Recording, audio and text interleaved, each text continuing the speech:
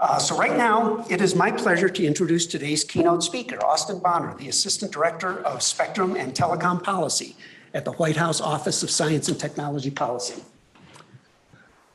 Welcome. Thank you.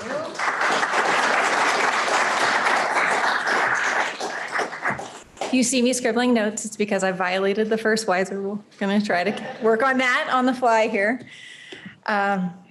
Well, thank you, Keith, for that kind introduction, and thank you to all of you for welcoming me here this morning. Throughout my career, I've had the opportunity to work with many of the excellent telecom professionals who have come out of the University of Colorado's programs, including many talented interns who served with me at the FCC and in Commissioner Starks' office. So I'm really excited to finally see where the magic happens, and I'm really looking forward to spending the day with you today. So thanks for having me. Because we all care enough about these issues to be here today, I'm going to start from the shared assumption that getting spectrum policy right is something that we can all agree is essential. For those of us who spend a lot of time thinking about this unseen but critical resource, it's not difficult to explain that practically everything that President Biden has laid out for our country as sort of his vision has somewhere down at the bottom of the line a spectrum-dependent aspect. We want lower costs for American families. We want equity for low-income people who are more likely to rely on their smartphones to get online. We want telemedicine that meets people where they are. We want cutting-edge research to fight climate change and advanced forecasting to protect Americans during severe weather. And we want national defense systems that are ready when we need them. All of these priorities and many, many more require spectrum resources. And with so many uses competing for that scarce public resource, resolving conflicts is just part of the policy process. Today, I hope to convince you that the fact that we're having spectrum conflicts, as frustrating as some of them may be, is not itself a sign that something is wrong. It's how we manage them that matters. And then I'm going to suggest some steps that we can take to get better at handling spectrum conflicts efficiently and in ways that create the best outcomes for the American people. But before I dive into that, because I know we've got some students in the audience, I want to start by saying a few words about the White House Office of Science and Technology Policy and how we're involved in spectrum issues. And maybe convince some of you to come talk to me between sessions today about what a great place OSTP is to work as a student. In 1976, Congress established OSTP in recognition of the need to coordinate federal science and technology policy and to provide the president with the best possible guidance in those areas. Nearly 50 years later, OSTP continues to work to maximize the benefits of science and technology policy, to advance health, prosperity, security, environmental quality, and justice for all Americans. To accomplish that mission, OSTP provides advice to the president and the rest of the executive office of the president on science and technology matters.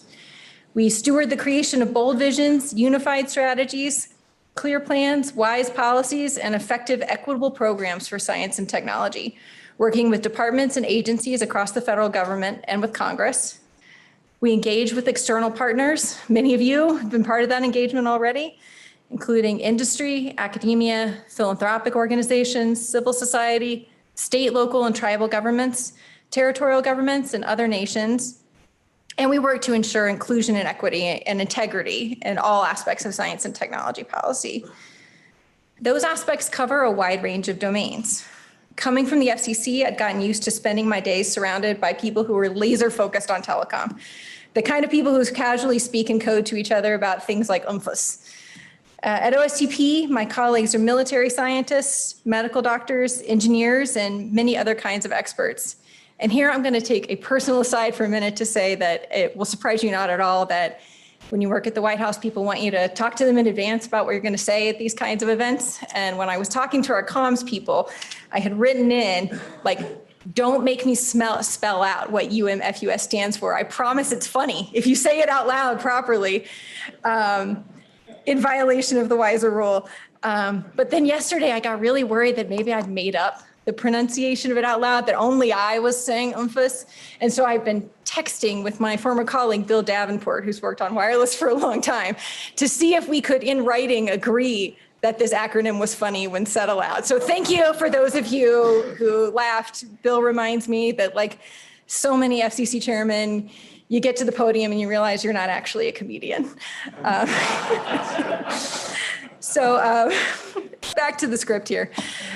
Even in the office of the Chief Technology Officer where I work, what we call the tech team, we're covering a huge swath of subject matter from AI and digital assets to data science, the future of aviation. Those are really interesting colleagues. They work on things that I often find very scary. But really talented folks, a bunch of different subject matters. We are united on the tech team by the goal of making sure the government has the tech capacity to effectively deliver its programs and services, policies informed by tech expertise, that we're in the rooms where tech expertise is really needed, and that America continues to lead the world in values-driven technological research and in innovation. So how does that translate into spectrum and telecom policy? Here I'm going to say a little bit about what I do, but with a certain amount of trepidation, knowing that there are people in this room who have had my job, and with a little bit of the feeling like maybe they're going to come up with something I'm supposed to be doing that's not on this list. I spend most of my days engaged in policy development with our partners across the agencies, particularly at NTIA. I spend a lot of time with my colleagues on the National Economic Council and the National Security Council staffs. There are lots of folks in those organizations who share OSTP's commitment to wireless issues. I think a lot of you know Tim Wu, who I work with a lot. There's a great team in the National Security Council, Steve Kelly and Jonah Hill, who have been great partners on these issues, and who I hope, if you haven't gotten to know, you'll consider us a team that's available to you. I coordinate with the FCC on spectrum and wireless matters, always in a way that's respectful of their independence. I got that pretty fully drilled into me while working at the Commission. I work with the Office of Management and Budget to help formulate recommendations on budget issues that impact wireless policy. I provide technical assistance on spectrum legislation and a variety of other documents, including those that our colleagues at the State Departments are using in their diplomacy. There's been a lot of that the last few weeks, and I think that's going to continue to be a theme. And I spend a lot of time meeting with stakeholders, folks in industry, academia, public interest groups. I'm seeing a lot of you who've been in lately. It's great to have access to so many smart people who are willing to give their input and assistance in deciding sort of how to make our big ideas work in the real world. I also want to mention, because I know many of you work on telecom issues that aren't spectrum related also in your portfolio, that I'm not alone on the telecom beat. I have a wonderful colleague, Danae Wilson, who is OSTP's Director for Internet Access. She's particularly focused on tribal and rural broadband, and she's a great point of contact if you want to talk about infrastructure implementation, public-private partnerships, and broadband funding. So please, consider her a resource as well. So with all that said, CU students, if that sounds interesting to you, let's talk. I can point you to OSTP's application process.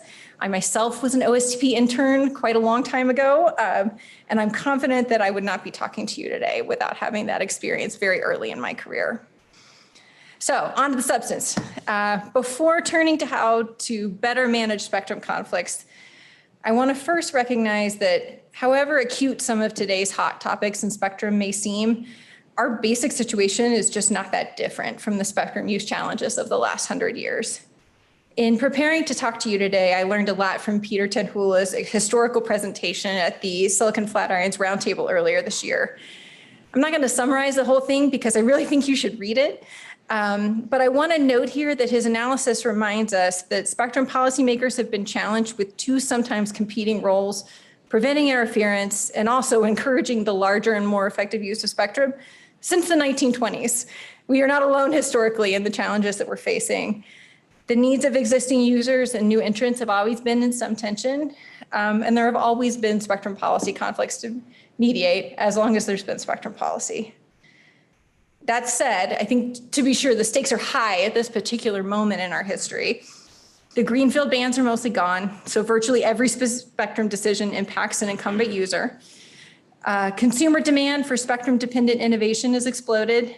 Cisco predicts that the Internet of Things devices will, at a total of 14.7 billion of them, account for half of all global network devices by 2023.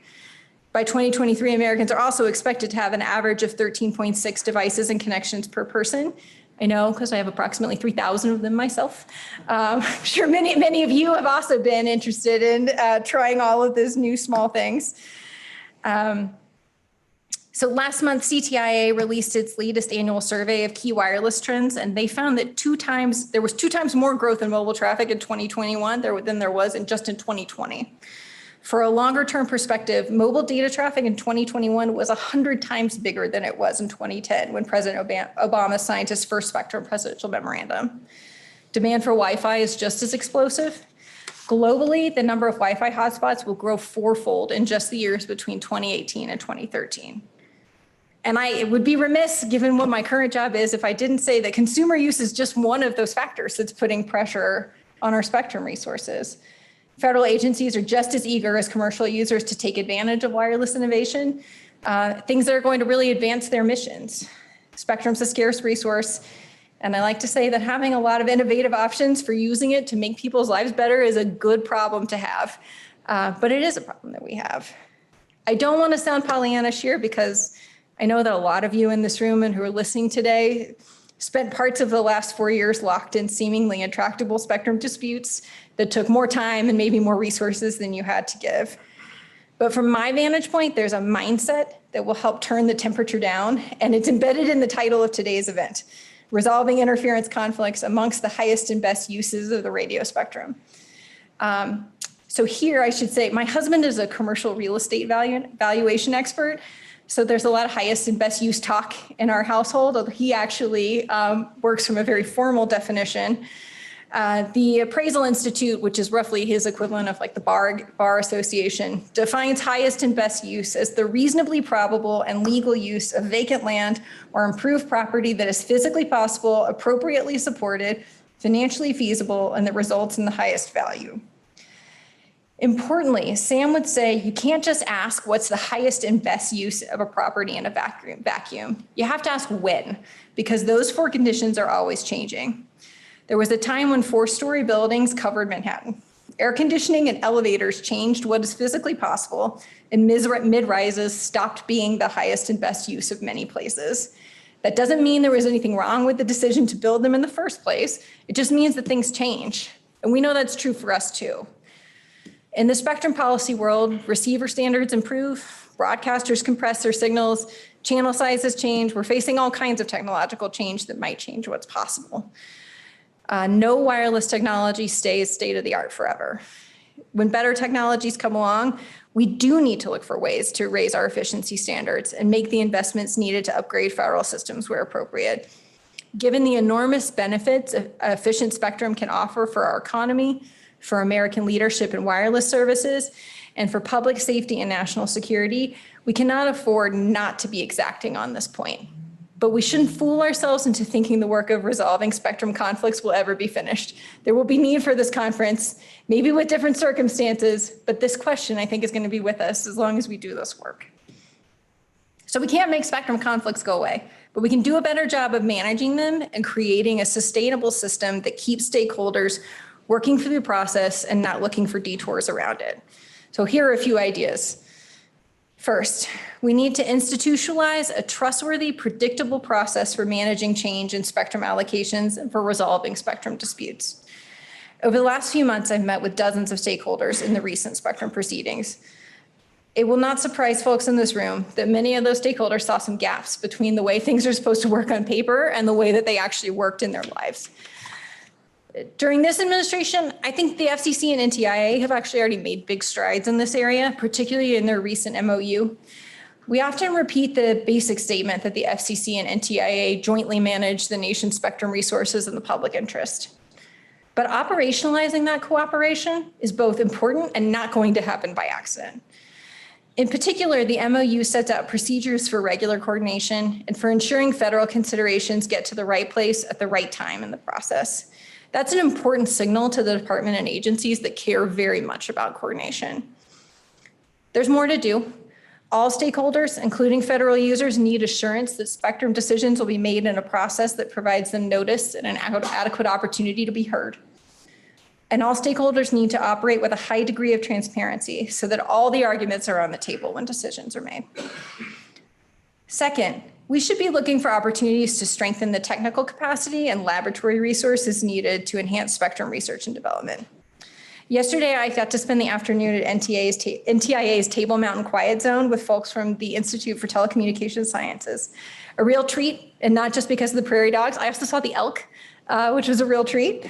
As many of you know, ITS is the research and engineering laboratory for NTIA. It also addresses other federal agencies' telecommunications and spectrum research needs via interagency agreements, and it engages directly with the private sector and with academia via cooperative research and development agreements. Those relationships are incredibly important, particularly for adding capacity and depth and resources for the many agencies that need reliable spectrum research, but aren't themselves in the business of spectrum management.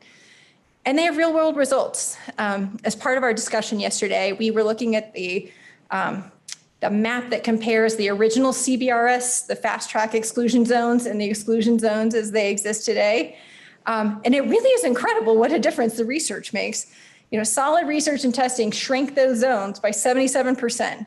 That is millions of people who are going to get to benefit from CBRS who might have been excluded, and a real difference in the compelling commercial case for that service. Expanding capacity at places like ITS and adding new resources can help resolve spectrum disputes in two ways. First, it'll help generate trustworthy data and highlight the work of skilled technical interpreters who can help cut through competing claims about interference. Policymakers can't always follow the science directly to an answer in every one of these disputes. Assessing risk, weighing values will always be part of that equation. But a basic set of shared facts is a prerequisite, I think, to working together well across the agencies and across outside stakeholders. And second, adding R&D capacity can better position us to take advantage of innovations in spectrum management that create new options for policymakers, like new sharing modalities. There are already talented engineers and academics doing this kind of work, and I'm hopeful that we can learn from their efforts and build on what works. And now I'm going to awkwardly say that I didn't tell Nick I was going to say this about our meeting last week, which is that last week we had a great visit at the White House from Spectrum X. For those of you who haven't heard, I hope you will hear the good news from Nick about the work that they're doing since he's here today. But Spectrum X is a large academic hub where all radio spectrum stakeholders can innovate, collaborate, and contribute to maximizing the public benefit that spectrum can create. It was created with a grant from the National Science Foundation. It brings together research capabilities from a team of 41 founding researchers, staff from 27 universities, including 14 minority-serving institutions. And as Nick and I discussed, this kind of cross-institution collaboration has the power to both spark truly pioneering research, but also help translate those findings into policy options, the kind of thing that I think for folks in my role is something that's really sorely needed, kind of making that connection between folks who have a lot more degrees than I do on the engineering side, and the steps that we need to take together. So third, we should support agencies' work on a common technical manual or a handbook for federal users. One of the things that always sort of stuck out at me during my time at the FCC was I often found myself working through a docket full of technical studies that all kind of seemed to talk past each other and not exactly answer the same question. There are always going to be parties that disagree about even sort of the most basic study design questions. But inside the federal government, President Biden has charged us with making evidence-based decisions guided by the best available science and data. One of his earliest memoranda to the heads of departments and agencies, in that document, President Biden declared that when scientific or technological information is considered in policy decisions, it should be subjected to well-established scientific processes, including peer review where feasible and possible. Feasible and appropriate. I should quote the president correctly. So to advance that goal of evidence-based decision-making and scientific integrity in the area of spectrum policy, we should work toward a compilation of principles, guidelines, accepted technical standards, interference protection criteria, propagation models, and other characteristics that can form the basis for some shared assumption and hopefully lead us to comparable results that we can really line up against each other. Fourth, we need to build the core of people who can do this work, inside and outside the federal government. I've been lucky throughout my career as a telecom lawyer to have access to many talented spectrum professionals who have at key moments generously explained what's really going on here. As much as we lawyers may wish that sometimes we could sort of conjure up that good guidance at a moment's notice, we all I think know that kind of expertise, the kind of expertise we really need to help resolve these disputes comes at the end of a long path of education, training, and mentorship. Across the Biden-Harris administration, agencies have recognized that STEM skills are the foundation for discovery and for technological innovation. Under the guidance of the National Science and Technology Council, NSTC, agencies are working to ensure lifelong access to high-quality STEM education for Americans and to position the United States as a global leader in STEM literacy, innovation, and employment. To achieve this objective, their strategy has 3 overarching goals: building strong foundations for STEM literacy, increasing diversity, equity, and inclusion in STEM, and preparing the STEM workforce for the future. Those efforts are consistent with some of the excellent recommendations for developing a talent pipeline that I know a lot of you may have seen in the Aspen Institute's recent report titled Toward a National Spectrum Strategy. Notably, Aspen emphasizes the need for educational programs for non-engineering staff who need to be fluent in the latest technological developments in spectrum research and management. In my experience, there's an enormous demand for those kind of programs, particularly among lawyers at all levels. We can augment those efforts by attracting new talent to the United States. The administration also believes that one of America's greatest strengths is our ability to attract global talent to strengthen our economy and technological competitiveness and benefit working people and communities all across the country. In the fields of science, technology, engineering, and mathematics, fields that are critical to our prosperity, security, and health, our history is filled with examples of how America's ability to attract global talent has spurred path-breaking innovation. Our commitment as a nation to welcoming new talent has long provided America with a global competitive advantage, and we must continue that effort. Earlier this year, the Departments of State and Homeland Security announced new actions to advance predictability and clarity for pathways for international STEM scholars, students, researchers, and experts who are going to contribute to the innovation and job creation efforts across our country. We need these efforts to build the bench in all kinds of STEM fields, and I think hopefully most of you will agree, we need all kinds of efforts to build the bench in spectrum as a research field, as policy field, all the work that we do. Finally, we need strong values-driven leadership that can cut through institutional conflict at the highest levels and at every level. I don't think our recent interference disputes felt intractable because we've all just become more churlish and difficult to deal with as people. I think it can be easy, though, to dig in on one cost or one benefit when the solution we're reaching for requires balancing amongst many competitive considerations. Strong leaders can help keep the focus on our shared values, even when the stakes are high. Leadership can also keep parties coming back to a reliable space for negotiation, even when there will sometimes be winners and losers. And it can keep spectrum conflicts from growing into institutional conflicts that makes future spectrum challenges even harder to address. So with all of those ideas on the table, I would love to take a few of your questions, and I'd like to start with some students. So who wants to give us the first question? Yeah. Hi, Austin. Thank you for being here. Could you wait for the microphone? Thank you so much for being here. It's great to see you again. Something that I was wondering in your role, have you seen any great international models for resolving these disputes or other agency models for working together cooperatively to mitigate issues of interference? That's a great question. You know, I'm on the lookout for international models, but I feel like I'm still learning about how a lot of those procedures look. So maybe I'll put that out as a question to you all for today's discussion. If there are international models that we ought to be thinking about, let's talk about them. Please come talk to me about that. It is true that our situation as a country is always going to be a little different because of the way we split responsibilities between NTIA and the FCC. I think sometimes folks, even in our own government, but definitely in other governments, are a little surprised sometimes that the FCC chairwoman can't just do things because she has decided to do them. There's strength in that model. I know others are going to talk about it today on some of the panels, but I think there is still a lot that we can learn from what others are doing.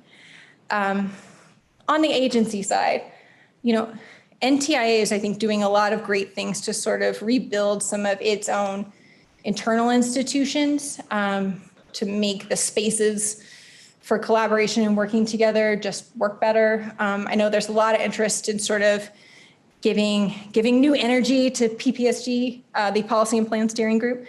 I also really like what some of the individual agencies are doing, where they're trying to more proactively reach out to industry and have those sort of relationships earlier on in the process so they're not surprised. Frankly, a lot of them have really long-term relationships with their own vendors, and so working with them on these issues at an early stage in the process can be really helpful.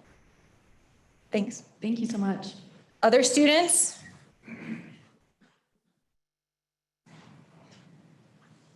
Okay, other people who are not students. Lifelong learners. Here.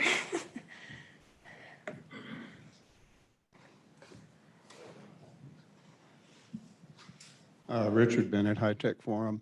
One of the issues that really was especially galling about the recent conflict between 5G midband and aviation is the fact that so many of the stakeholders really didn't participate in the process until the very last minute.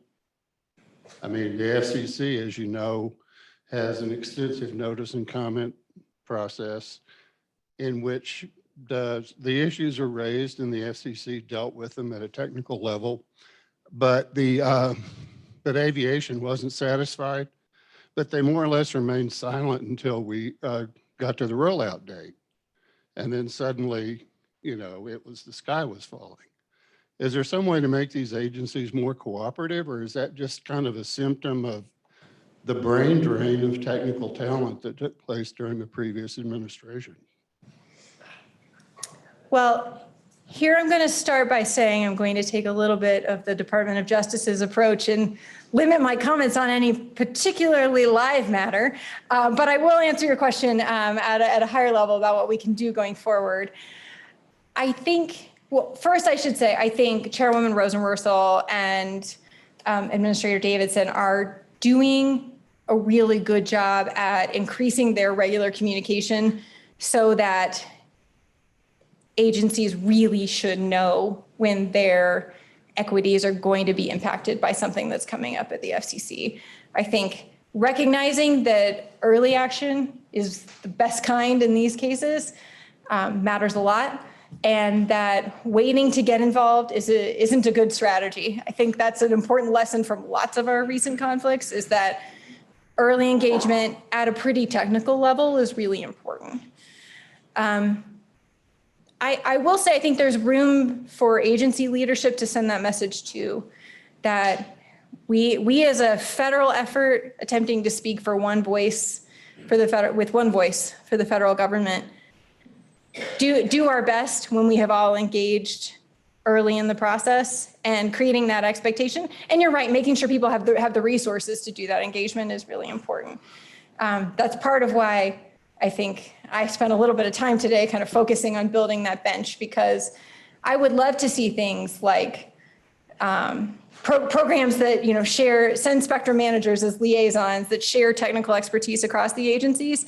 But I also recognize that those folks are in really short supply, and that it's hard to take people away from, you know, their day job to get involved in those kinds of efforts. Others?